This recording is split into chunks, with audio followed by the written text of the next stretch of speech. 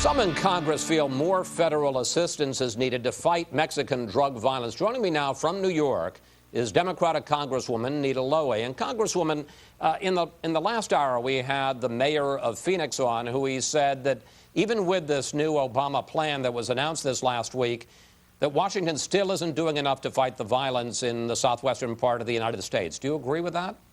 I led a delegation, Chris, to Mexico about a month ago, and we visited with President Calderon, who is absolutely determined. In the last year, we've had 7,000 deaths in Mexico, and in the United States, the cartels are operating in 238 cities. The President Bush, requested $1.2 billion. We delivered more than half of that. The $1.2 was for the next 5 years, and we delivered $700 million. We have got to do as much as we can. If it takes the National Guard, so be it. But most importantly, we have to deal with our gun laws. Do you know the Mexican cartels do not buy the guns in Mexico because their laws are too tough? So what they do is get the guns here on the border. They then sell the drugs to Americans, and then with the profits, they buy more guns. So we have to do everything we can. Police training, get those helicopters there that they ordered on time, make sure that we're strengthening the institutions, strengthen the Border Patrol.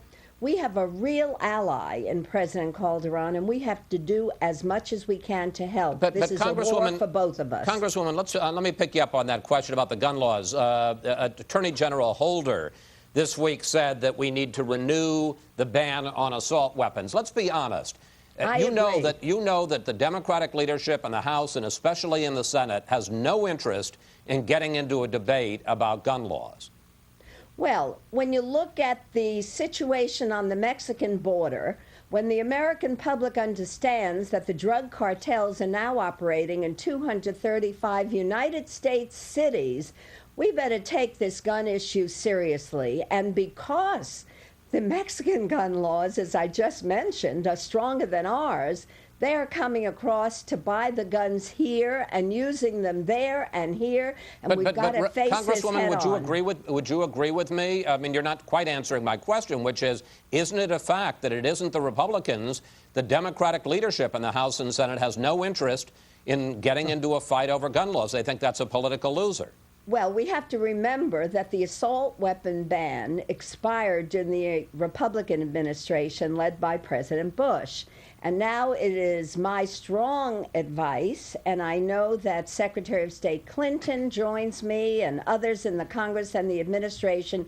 We have to face the issue of the gun laws head on and do other things, such as strengthen the border, send the helicopters and equipment that President Calderon needs. But certainly the fact that along the border there are over 200 small gun dealers having a great business selling weapons to the drug cartels is unacceptable, and we've got to deal with it.